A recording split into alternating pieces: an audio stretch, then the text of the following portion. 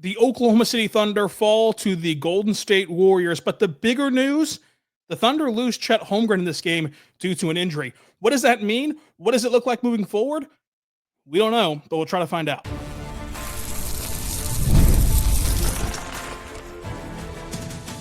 You are Locked On Thunder, your daily Oklahoma City Thunder podcast. Part of the Locked On Podcast Network, your team every day.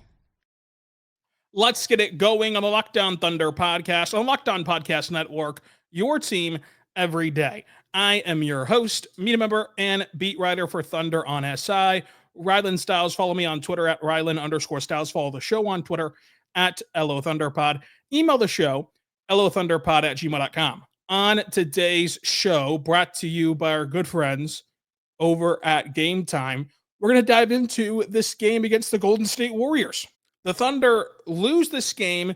They battled back, but eventually let go of the rope. What does this loss mean when you factor in the loss of Chet Holmgren? Today's show is brought to you by our good friends over at Game Time. Go check out the Game Time app, create your account, use code LOCKEDONNBA for $20 off your first purchase. This entire show has to be blanketed with, this is just speculation. This is just the unknown. Here's what we know as facts. These are the facts. Chet Holmgren took a scary fall after contesting Andrew Wiggins at the rim. He fell to the ground, grabs his hip. They get him up.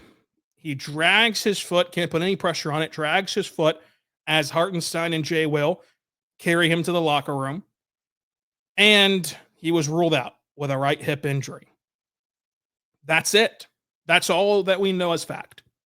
Asked Mark after the game. He told us that it was no update, that it's too early. They'll update us whenever they have the information, which they will.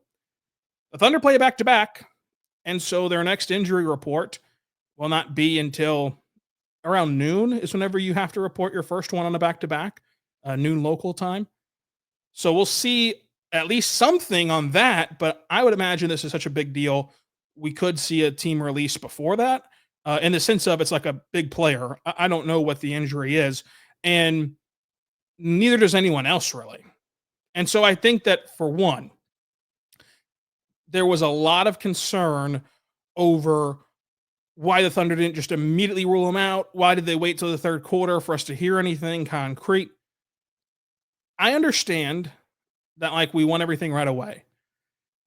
This is just guessing, but having been in that world to an extremely small degree, a tenth of the world of what the NBA is in terms of PR, you don't want to put out like Chet Holmgren out with no explanation, like in the sense of like no quotations, hit right hip. So you don't want to put it just out, because then that starts a huge fire. You also don't want to put out Chet Holmgren out lower body, because that starts a huge fire. What is it? And then you especially don't want to put Chet Holmgren out blank, and the blank is wrong. And the next time you put out a release or an injury report, it's moved. The injury has moved, because then there's a natural skepticism, I guess you could say, from most in the media to teams. And if they were quote unquote wrong by just rushing you out information, it would just be a storm and a fire of what's going on. So I think that the Thunder did the right thing by not ruling him out. Look, we all knew. Like, everyone knew he was out for the game. That was not even in question. This was not a step on a camera person. This was not a rolled ankle landing on someone's foot. Like, everyone knew without a shadow of a doubt when you saw Chet being dragged out, he was out for the game. So why rush? And why would you need them to rush? You want to get it right. And I think that they, of course, got it right with a hip injury. So now we know that for a fact it's a hip injury. Okay. From there, there's a billion and one things it could be. And those things range from a week, almost in the day-to-day category, although aren't we all, to the season, to never being the same again. So your mind can just wander in whatever direction that you want to go. And that comes down to your personal, personality, like how your brain chemistry works. Do you look at things positively, negatively? What do you do with that information? And so On Lockdown Thunder, if you're a longtime listener, you know that we have these benchmarks of best, worst, most likely case scenario. We do it in the preseason. We do it in the regular to start the regular season. We do it in the trade deadline. We do it at the postseason. We do it at the draft and free agency. So like we kind of use this tool as a way to lay out what's going to happen. Now, admittedly, this tool is flawed for injuries because how do we know what the most likely case scenario is when we literally only know two things? There is no update, and it's a right hip injury. But I think starting with the most likely, which is the least founded of the three, the most likely case you would have to imagine, just using the term likely as like probability and like literally what it means, you'd imagine the most likely case is it's a week to week thing, just because there's more things that point to that. On the scale of what could be wrong with your right hip, it can be a contusion, it could be a hip pointer, it could be these things that are bad. Of course, they're painful, but it's not your whole season. It's not months. It's not months on end. So I think the most likely case scenario is it's a hip pointer / contusion, whatever you want to dub it as. The reason why I think that's most likely not only is for those probability chances that I just laid out, because there's more injuries that go week to week on the hip than there are devastation ones, although the devastation ones are bad. Whenever you put together what Chet Holmgren is in your mind, this is another reason why I think the most likely case scenario is it's a weeks thing, and how long those weeks extend, we don't know, but a weeks thing and not like a catastrophic thing. We know that Chet Holmgren loves the game of basketball, rivaled more than anyone else in the world. Like the work he puts in, his work ethic, what this means to him, what it means to him to play in a random regular season game or playing pickup, like what this means to him is greater than what it means to even the top 1% of the world who care about basketball. So I say that to say this. If you just got devastating news that for the second time in 3 years, you were going to miss the season or miss something horrendous, like you had the worst outcome possible, for a guy who cares that much about basketball and who would be just crushed if it was taken away from him again twice in 3 years, and unlike the previous injury where, yeah, he couldn't play, like there was nothing he could have done to play, but he could scoot around and shoot hoops on a scooter, and that doesn't satisfy your craving at all, but it is something. I have to imagine if you get catastrophic hip news, you can't walk, much less try to shoot around on a scooter, right? So I think if you would have gotten devastating news, he wouldn't have took to Instagram in the middle of this game, posting a picture of him watching the game saying, "Go win this one," to guys who he knows can't see that post. That is for the fans. So I just don't think that if he got the worst case scenario news, he would be one to take to Instagram. Now it's a totally different generation. It is a social media type generation, but the fact that the Instagram message was one, not like some convoluted, weird, trying to decipher a message, some dark message. It was, "Hey, I'm watching the game. Go win this one for me." That actually, rightfully or wrongfully, makes me believe it's like a smallish thing on the scales of what could go wrong. And again, that's totally speculation, but that's why I believe that the week to week thing is like, and it could be 3 weeks, 4 weeks, 5 weeks, but the week to week thing is why I think it's most common and most likely. The best case scenario is it's a hip bruise, and yeah, it is a shot of pain, and that's why you can't walk off the floor and everything. But you're looking at possibly next week's return or the week after's return. That's the best case scenario, and again, we don't know how true that could be. And then the worst case scenario is pretty simple, right? The worst case scenario is this is a season thing, and this is a fearful thing long term. Because you saw like Bo Jackson's hip injury. Like that was the best athlete we've ever seen in the history of man, probably. And the hip injury just ruined his career. You see it in the NBA, Looney and Isaiah Thomas. And these were two guys who were not as good as Chet. And for Thomas, he was 30 years old, so it's completely different for your body. But you just don't bounce back from a hip injury.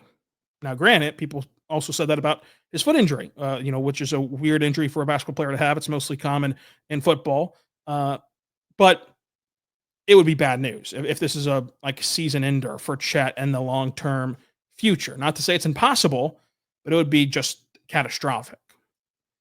I don't think it's that. That's why I still put the most likely case is like anywhere from 2 weeks to 12 weeks, and you still can salvage the season, so to say. The big thing is we just don't know. Like, we just don't know anything.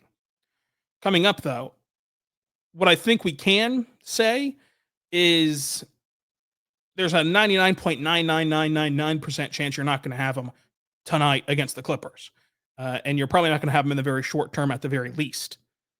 Who has to step up and what has to look different without Chet Holmgren? We'll talk about that coming up. But first, I want to say right now, better good friends over at FanDuel. Go check out FanDuel today because it's America's #1 sports book.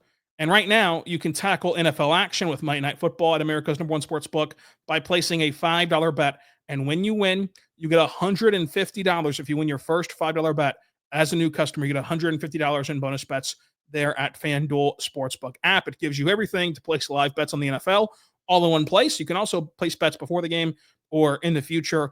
And you can also bet on the NBA, not just football. You can bet on the NBA, where the Thunder are still 7.5-point favorites over the LA Clippers. You can go check that out today at FanDuel.com to get started. Again, new customers, you get a $5 bet, your first $5 bet. If you win it, you get $150 in bonus bets. Go check it out today at FanDuel. We're back on the Locked On Thunder podcast, on the Locked On Podcast Network, your team every day. Thank you so much for making us your first listen every single morning, every single day. We're here for you, talking Thunder basketball. For your next listen, go check out Locked On NBA, where we have our game night show, recapping every night across the association, plus our midday show, where it's talking big picture basketball. I'm on there on Saturday nights, so go check that out. And when you look at this Thunder Warriors game, Chet is the biggest story. What happens with Chet's injury? We kind of went through it, but regardless of if he's out the season or less than a week or something in the middle, something's going to have to change, at least for tonight and at least for the short term. Number one, the question of who starts, I think, is very interesting. Because while Ousmane Dieng has been very productive as a small ball five and he's shown improvement, I think your best option is putting Caruso in his place, putting Caruso in Chet's place and letting the starters be Caruso and then Wallace, Joe, Wiggins, whatever that three-man rotation that you want to weave in. Tonight it was Wiggins. I would personally tomorrow go Wallace and go Shai, Wallace, Dort, Caruso, etc. So I think it would be Caruso personally, but you're going to have to just swarm the paint, and for 48 minutes, you're just not going to have a rim protector, period, until you weather the storm and get back Hartenstein, and then Kenrich and Jay Will are still out too. But Hartenstein, looking at his initial reevaluation date, it's coming up sometime this month or early next month, early December or late November. So if you can get him back, things are looking better. But for now, you're going to play very small defensively and just it's taxing, but you've got to swarm around in the paint, tap the ball as much as you can, create deflections on loose balls, which they've done a good job of throughout the year this year. Offensively, what has to change is Shai and J-Dub have to, frankly, to put a label on it, be more selfish, but not selfish in a detraction way, selfish in a addition way, where even tonight during that run of trying to come back, Shai's passing up a good three-point shot attempt, and Shai and J-Dub just have to take over games because they're the guys who have to bring it and carry the load every single night.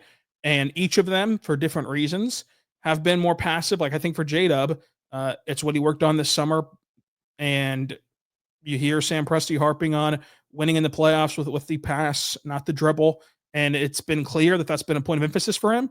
And he's been trying to find his groove. And I thought Friday was a really good job of walking that tightrope of being aggressive versus being a table setter. But to me, all that goes not out the window because you want to stay true to your principles, but the need for those two guys to improve and to score at will and to take over games gets heightened whenever you don't have Chet Holmgren, and that just changes everything about what you can pull off offensively. with the way that he can pick and pop and the way that he can free himself up for triples and get to the rim, etc. That just changes everything to where there's more onus put on those two guys. As far as options at center, it's an interesting question, and I know that you're going to have it in the comments of should they go sign this guy, or should they go trade for this guy, or what should they go do? Because they entered the season with an open roster spot. Then you saw Hartenstein, J. Will, Kenrich all go down. And the order of operations was actually Kenrich, J. Will, and Hartenstein. But you saw those three guys go down, and then they actually did fill that roster spot. Personally, I think that would signal because of the injury.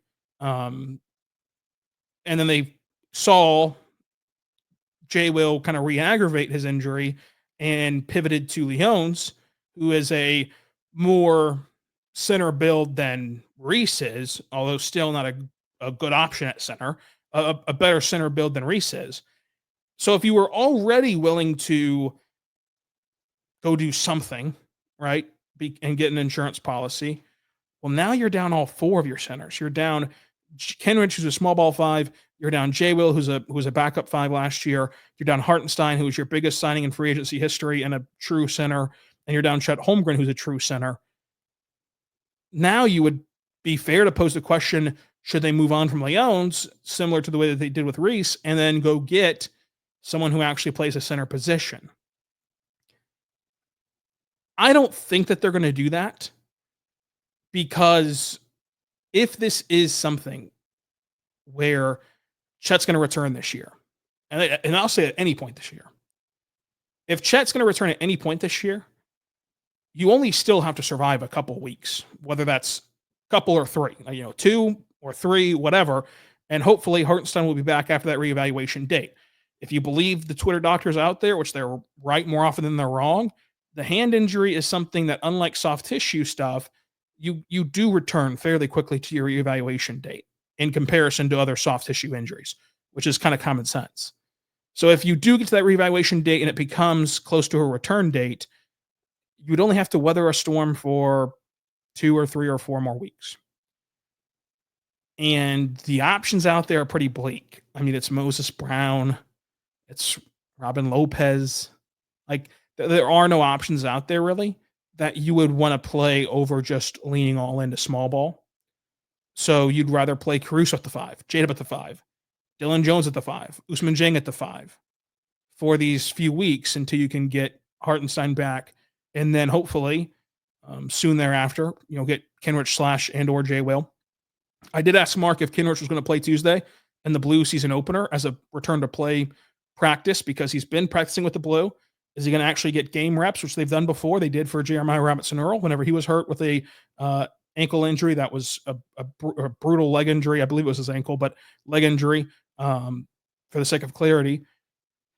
I could see them doing it with Kenrich, and that would be a good sign if so. Like, if he's going to play Tuesday, you would imagine he'll play Tuesday and then kind of ramp up from there. But who knows what's going to happen on that front? We don't really know anything about Kenrich and his return. You did get the re-irritation of the J. Will hamstring injury, which sets you back a few weeks on that front to be reevaluated again, not necessarily to return. But ultimately, I know that the first impulse is to run up on you and do a ramble about who they should go sign.